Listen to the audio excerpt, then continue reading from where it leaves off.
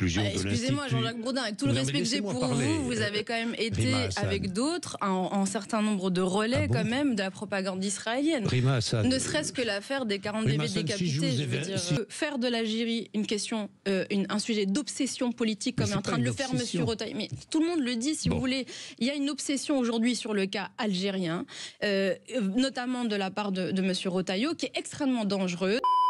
Rima Hassan démonte Retailleau et Bourdin en direct sur Sud Radio. Face à un Bourdin en mode avocat de Retailleau, Rima Hassan ne lâche rien. Elle démonte la propagande israélienne, refuse les raccourcis médiatiques et rappelle les 18 000 enfants palestiniens tués sous l'occupation. Bourdin insiste, tente de la piéger sur le Hamas, mais elle rétablit les faits juridiques, condamne les crimes de guerre et expose l'hypocrisie des journalistes. L'Algérie entre dans le débat, Bourdin attaque, mais Rima Hassan le recadre violemment et dénonce l'obsession française contre Alger. Comme vous allez le voir, elle n'est pas passée par 4 chemins pour leur dire ces termes. Alors, dans la nuit, retour en Israël de 4 corps d'otages, sans aucune cérémonie du Hamas. L'un des 4 corps est celui d'Ohad Yalaoumi, qui est français, qui a été assassiné. Pourquoi a-t-il été assassiné d'ailleurs? Alors on n'a pas du tout des informations sur les circonstances de sa mort. Je ne sais pas si vous les avez, mais moi je les ai pas. Non mais pourquoi? Quelle est la raison? Mais vous avez des circonstances sur les... Non mais il a été assassiné. Bon, donc moi là on va commencer l'interview avec quand même une démarche qui est extrêmement importante, c'est l'honnêteté journalistique.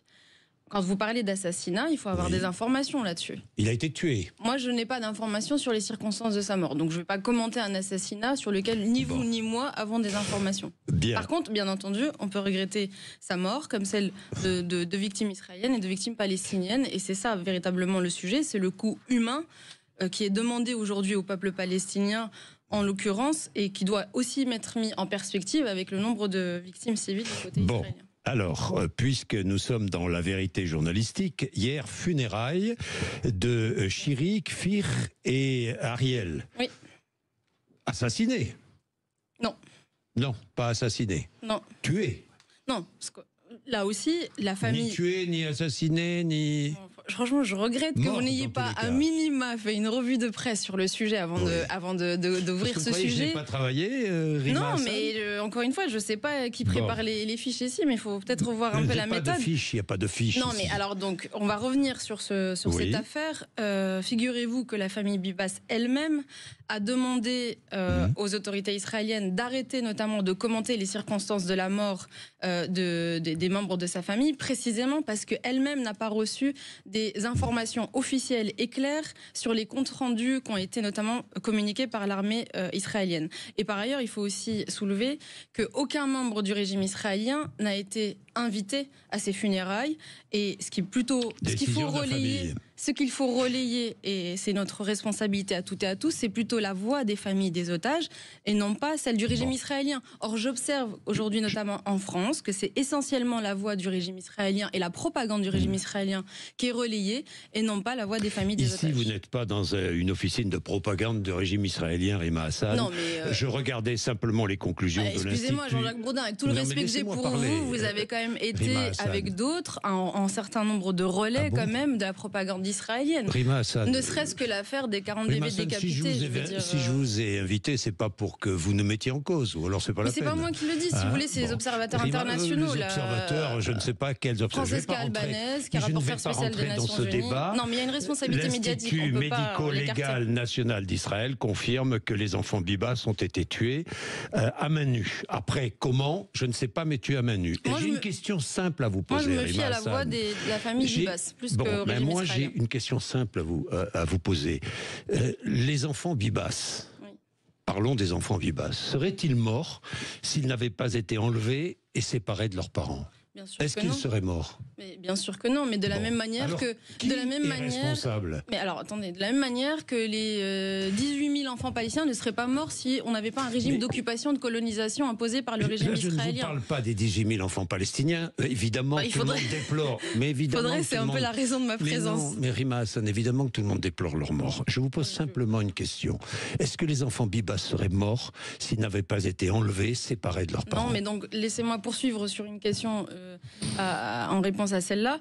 Est-ce qu'il y aurait eu le Hamas et les attaques notamment du 7 si on n'avait pas une occupation illégale et un blocus illégal imposé à la bande de Gaza depuis des décennies? Oui. Non, attendez, enfin, il y a un moment, si vous voulez... Allez-y, finissez. Toute démarche justement honnête, journalistique ou politique consiste à expliquer... Ne me donnez pas de leçons de journalisme, je ne vous donnerai pas de leçons politiques. Pour tout le monde, alors, peu importe si vous voulez la position des uns et des autres, il y a une démarche qui consiste à un moment donné à contextualiser ce qui se passe dans cette région, d'accord?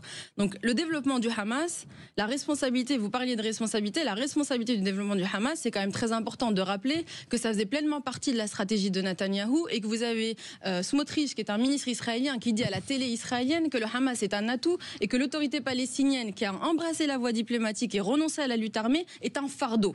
C'est ça les gens à qui nous avons affaire, et il n'y aurait pas eu, si vous voulez, les attaques du 7 si on avait tous collectivement fermé les yeux sur la nécessité d'avoir une perspective politique pour le peuple palestinien, parce que c'est dans ça que ça s'inscrit.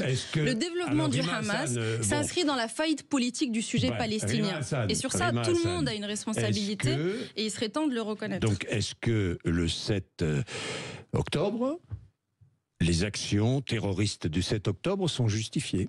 Non, il n'y a pas de... Dans une explication, il n'y a pas de justification. Ne jouez pas sur les mots. C'est pas à moi que vous allez... Je ne joue pas sur les mots, je vous pose la question. C'est pas à moi que vous allez la faire. Donc, une explication n'est pas une justification. Non, mais je vous pose la question, oui ou non? Ben, j'ai répondu. Une explication n'est pas une justification. Bon. Donc maintenant, il faut respecter les démarches qui consistent à recontextualiser et à expliquer ce qui s'est passé politiquement dans cette région depuis des décennies, et notamment la faillite politique de l'autorité palestinienne, la poursuite de la politique coloniale, la poursuite de la politique d'occupation et un blocus illégal qui a été imposé à la bande de Gaza avec, si vous voulez, un acquiescement total des autorités israéliennes sur le développement du Hamas. Rima Hassan, que voulez-vous dire quand vous écrivez « on sacrifiera autant de génération que nécessaire ». Moi, j'estime que je suis une génération sacrifiée. Celle de mes parents a été une génération sacrifiée. Celle de mes grands-parents a été une génération sacrifiée. Celle de mes arrière-grands-parents a été une génération sacrifiée. Ça fait 4 générations que les réfugiés palestiniens sont apatrides. C'est un appel à quoi? Je rêve ou quoi? Moi, je suis pas venue pour ça. Hein. Vous avez insisté 15 fois pour que je vienne à votre micro. Je suis pas venue pour polémiquer sur des fantasmes que vous avez sur les voix pro-palestiniennes. Non, mais que les choses soient bien claires. Non, mais attendez, vous n'allez pas accoler la question du djihad, de l'islamisme ou de je ne sais quoi d'autre à partir du moment où vous avez une arabe qui s'exprime sur le sujet. Donc à un moment donné, mais oui, mais c'est ce procès qui est fait, mais ce procès de suspicion qui est fait, et j'en profite là maintenant pour lui dire, mais oui, qu'est-ce que vous voulez dire par là? Mais ce procès de suspicion qui est fait, on est très honnête, il est fait parce que je suis d'origine, que je m'appelle Rima Hassan. Parce maintenant, que vous êtes arabe, c'est la raison pour laquelle c'est ce que vous pensez. Très clairement, les suspicions qui sont projetées sur mes propos et sur mes positions, elles sont extrêmement problématiques. Donc pourquoi vous me parlez du djihad? C'est quoi le sujet? Je vous pose la question. Donc, on sacrifiera autant de générations que nécessaire. Je ne sais pas qu'est-ce qui se passe dans votre cerveau pour que vous fassiez le raccourci entre djihad et génération sacrifiée, mais ça vous regarde. Donc moi, mon sujet, c'est la question du sacrifice du peuple palestinien. Quand vous avez 4 générations de réfugiés palestiniens qui sont sacrifiés depuis la Nakba, que vous avez des résolutions des Nations Unies extrêmement claires sur le droit au retour, et droit au retour qui ne s'applique pas, moi je vous invite, vous et les gens qui nous écoutent, à aller dans un des camps palestiniens, au Liban, en Syrie ou en Jordanie. Je les ai visités par dizaines. C'est une population qui est sacrifiée. Donc quand on parle de sacrifier, c'est-à-dire que tôt ou tard, les Palestiniens, quel que soit le nombre de générations qui seront sacrifiées, continueront à revendiquer leur droit au retour. Et ça, il faut être extrêmement clair là-dessus. Bien. Il n'y a pas de peuple palestinien sans droit au retour des réfugiés palestiniens. Vous défendez le peuple palestinien, très bien. Non, vous avez tout à fait le droit international. Les droits du peuple palestinien, vous avez tout à fait le droit. Vous avez lu la charte du Hamas, évidemment, j'imagine. Pas dans le détail, mais on connaît les positions du Hamas. Est-ce que vous les partagez? Est-ce que vous les partagez? Et vous l'avez là, la charte? Je vous résume certains points de la charte, si vous voulez bien. Mais je vous pose une question. Oui, est-ce que oui ou non, vous les partagez? Non, mais la question, c'est pas si je partage telle ou telle position. Mais pourquoi vous ne répondez pas aux questions? Mais je réponds à une question de point de vue de qui je suis. Monsieur Bourdin, je suis juriste en droit international. Ma position, elle est extrêmement claire. Laissez-moi dérouler mon propos. Les résolutions des Nations Unies sont extrêmement claires sur... Non, mais je ne vous parle pas des résolutions des Nations Unies. Je vous parle de la charte du Hamas. Mais le Hamas, c'est quoi? pouvez me définir le Hamas? Non, le Hamas. Vous soutenez le Hamas? Non, le Hamas c'est quoi? Vous soutenez le Hamas ou pas? Mais de quoi on parle? Le Hamas c'est quoi? Est-ce que vous pouvez le définir? Le Hamas, vous n'avez pas de questions posées. Moi je vous pose la question. C'est un mouvement de résistance, c'est un mouvement terroriste. Qu'est-ce que le Hamas à vos yeux? Le Hamas c'est un mouvement religieux initialement, qui s'est structuré en groupe politique, d'accord, qui a été élu et ensuite qui a développé une branche armée. C'est ça le Hamas. Le mode opératoire du Hamas est un mode opératoire terroriste. Comme ça a été le cas du FLN, du parti de Mandela. Vous avez, dans les mouvements décoloniaux, très souvent, malheureusement, eu des attaques de ce type. C'est une continuité, si vous voulez, il y a un continuum historique sur ce type de procédé. Le Hamas a une action légitime, si on se réfère aux résolutions des Nations Unies. Légitime, par contre, laissez-moi terminer. Allez-y. Ce n'est pas parce que les résolutions des Nations Unies sont extrêmement claires sur le droit des peuples colonisés à avoir recours à la lutte armée que les procédés de la lutte armée justifie tout. C'est-à-dire que ce droit est parfaitement encadré en droit international. Le droit à résister contre une occupation étrangère, il est parfaitement encadré. Vous n'avez pas le droit de prendre en otage des civils, vous n'avez pas le droit de commettre un certain nombre d'exactions telles qu'ils ont été commis. Et je rappelle quand même que moi et mon parti avons quand même très souvent rappelé que c'était effectivement des crimes de guerre et que par ailleurs la CPI a été claire en se prononçant là-dessus. Alors la charte du Hamas, puis je vais passer à autre chose, je résume, aucune légitimité reconnue à l'État d'Israël, djihad contre le sionisme. Il me semble qu'elle a été réformée, cette charte. Laissez-moi terminer, s'il vous plaît. Elle a été réformée, les terres demeureront musulmanes et évidemment la Palestine va du Jourdain à la Méditerranée. Ça, vous êtes d'accord avec ça? Non, pas du tout. Moi j'ai parlé de la libération du peuple palestinien du Jourdain à la mer et sur ça, je vous demande vraiment de me laisser dérouler parce que c'est un point central de mon engagement. Moi, Votre engagement, c'est un État binational laïque. Oui, et sur ça, il faut vraiment me laisser dérouler 2 minutes et je vous demande un peu d'attention du coup sur ce sujet. J'appartiens à une génération qui voit vraiment un nouveau paradigme sur le sujet, qui est la question de l'apartheid. Et si vous voulez, c'est pas une position idéologique, c'est un constat de terrain. Israël s'est toujours défini comme un État juif et démocratique. Jusqu'à là, on est d'accord. Sauf que dans une... État. Non. Sauf que il n'est plus. Mais laissez-moi terminer. Mais laissez-moi terminer. Oui. Israël s'est toujours défini comme un État juif et démocratique. Sauf que dans une situation d'occupation et de colonisation qui dure depuis des décennies et d'annexion in fine de territoires palestiniens, Israël se retrouve lui-même confronté à devoir faire un choix entre soit ça reste un État démocratique, mais en incluant donc les populations palestiniennes, et dans ce cas-là, il ne peut plus être exclusivement juif, soit c'est un État qui reste exclusivement juif, mais il ne peut plus être démocratique. Et depuis la loi État-nation de 2018, il y a un certain nombre de rapports qui tendent à conclure que Israël s'enferme effectivement dans une logique d'état d'apartheid, c'est-à-dire on veut les territoires palestiniens avec les Palestiniens, mais on ne veut pas leur reconnaître des droits équivalents à ceux des Israéliens. Dites-moi, Rima Hassan, attendez, je termine. Vous êtes arabe, c'est vous qui l'avez dit. Oui, je suis d'origine arabe et fière de l'être. On est bien d'accord, vous êtes fier d'être arabe. Bien sûr, vous êtes fier de l'attitude des pays arabes, des pays du Golfe, vous êtes fier de l'attitude du Liban, vous êtes fier de l'attitude de la Syrie qui vous lâche, qui vous abandonne, vous, peuple palestinien, qui ne veulent pas vous accueillir. Vous êtes fiers? Alors moi, j'ai été très claire là-dessus. Les pays arabes, ce sont des États sunnites comme les autres, c'est-à-dire qu'ils font en fonction de leurs intérêts. Par contre, là où il faut resituer, si vous voulez, la chaîne des responsabilités. Ce n'est pas le Liban qui est responsable de la Nakba. Ce n'est pas la Syrie qui est responsable de la Nakba. Ce n'est pas la Jordanie qui est responsable du génocide qui est en cours. Ce n'est pas l'Égypte qui est responsable de la politique de colonisation et d'annexion des territoires de la Cisjordanie. C'est le régime israélien et ses alliés, et notamment les alliés européens. Je rappelle qu'il y a 46 États à travers le monde qui reconnaissent l'État de Palestine. Les derniers États dans le monde qui ne reconnaissent pas l'État de Palestine, ce sont précisément ceux qui font la leçon aux Palestiniens à longueur de journée, qui sont les États occidentaux. Idem s'agissant de l'impunité vis-à-vis du régime israélien actuel. 2 États, on est bien d'accord, dans un même... Qui n'est pas nouvelle. Dans une même... Non, mais je ne sais pas si elle est nouvelle ou pas. Ça Ce qui m'intéresse, c'est un État laïque. Oui. Laïque, vous insistez là-dessus. Oui, tout à fait. Pourquoi laïque? Parce que je crois que le biais religieux dans lequel nous sommes enfermés aujourd'hui, c'est-à-dire arriver à une situation où vous avez des populations majoritairement de confession juive et une population majoritairement de confession musulmane, est extrêmement dangereux. Et on voit bien par ailleurs que ce nationalisme, ce suprémacisme juif qui est dénoncé comme tel par tous les observateurs internationaux que nous constatons aujourd'hui en Israël est extrêmement dangereux. Il y a dans la société palestinienne... Comme le suprémacisme musulman, comme la volonté... Non mais là je parle d'un régime.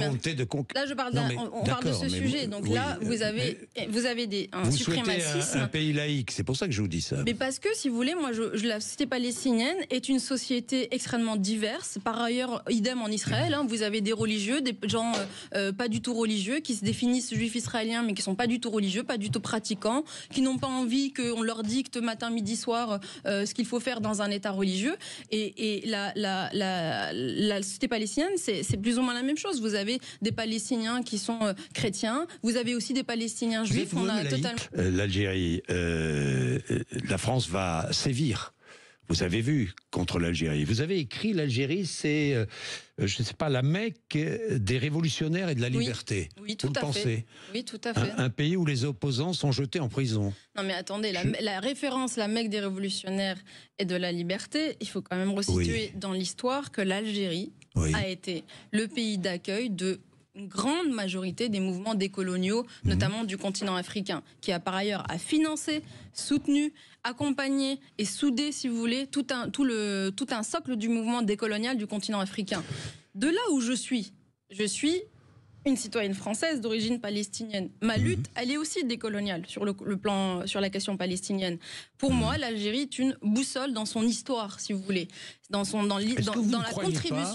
la contribution de l'Algérie au mouvement décolonial. Vous ne croyez pas que les autorités algériennes exploitent le souvenir de la colonisation pour justifier une politique dictatoriale? Vous ne le pensez pas? Non, pas du tout. Je trouve que l'Algérie... C'est la liberté totale en Algérie. Non, je trouve que l'Algérie est parfaitement digne dans sa position vis-à-vis de la France. Oui. Je trouve que l'Algérie a quand même été parfaitement coopérative avec la France quand on revoit l'historique des accords qui ont été passés. Quand elle accueille ses citoyens qui sont rejetés par la France, qui sont condamnés en France. Non, mais écoutez, la question des OQTF, et qui sont expulsés. La question des OQTF est un sujet plus large. L'Algérie est digne, là. L'Algérie a raison. Est-ce que l'Algérie a raison de refuser ses ressortissants, oui ou non? La question des OQTF est un sujet qui est beaucoup plus large que le cas, si vous voulez, des ressortissants algériens. Ce qu'on peut regretter... Les réponses sont beaucoup plus larges. Non, en fait, ce qui vous dérange, c'est des réponses complexes. C'est extraordinaire. Ce qui vous dérange, non. Je vous pose une question. Est-ce que l'Algérie a raison de refuser ses représentants, ses citoyens qui sont expulsés de France? Oui ou non? Mais ce qu'on peut... Non, moi, ce que je suis en train de vous dire, c'est que ce qui doit... Non, mais attendez, la question des OQTF, elle ne peut pas être résolue en montrant les muscles, si vous voulez, de part et d'autre. C'est une question, répondez-moi. Mais je vous pose un constat, écoutez-moi.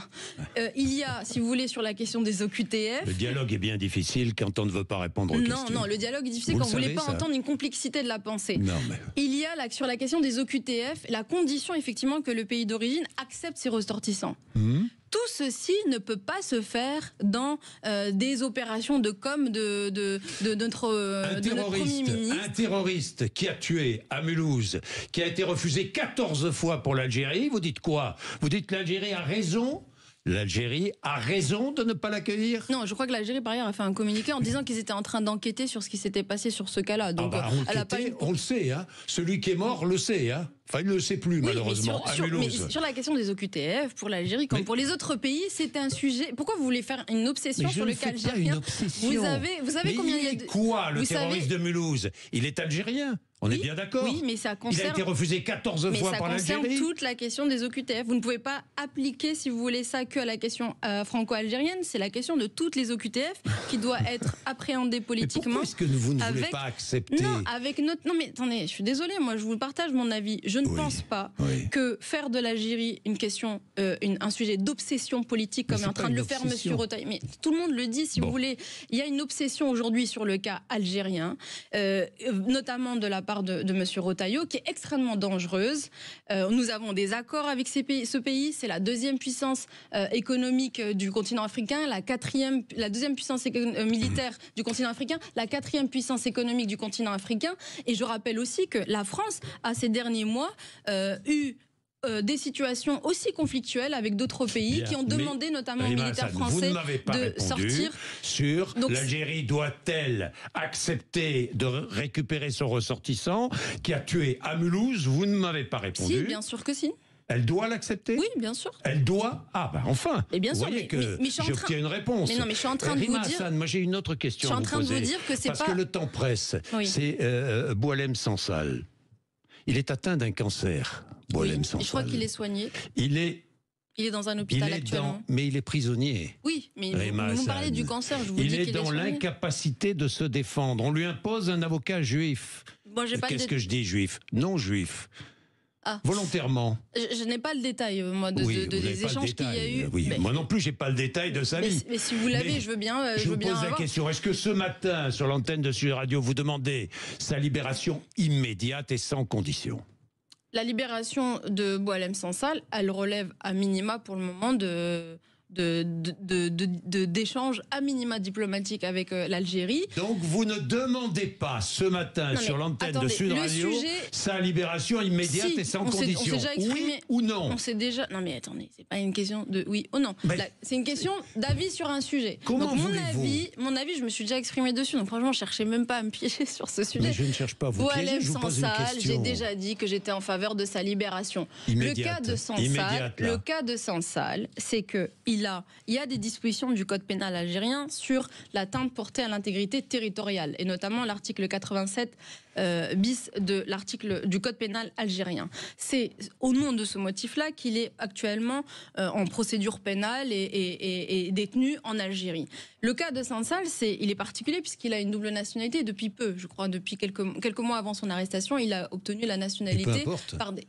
C'est une question de temps. C'est pour ça que je vous dis que c'est un sujet franco-algérien. C'est parce qu'il a la double nationalité. Mais il est français. Oui, mais donc c'est un sujet franco-algérien parce que c'est un ressortissant algérien appréhendé en Algérie sur la base des dispositions pénales du code algérien, mais il a également aussi la nationalité française, qui fait qu'effectivement la France peut avoir son mot à dire. Moi je vous pose la question simple. Mais j'ai déjà répondu. Est-ce que l'Algérie doit le libérer sans condition et immédiatement?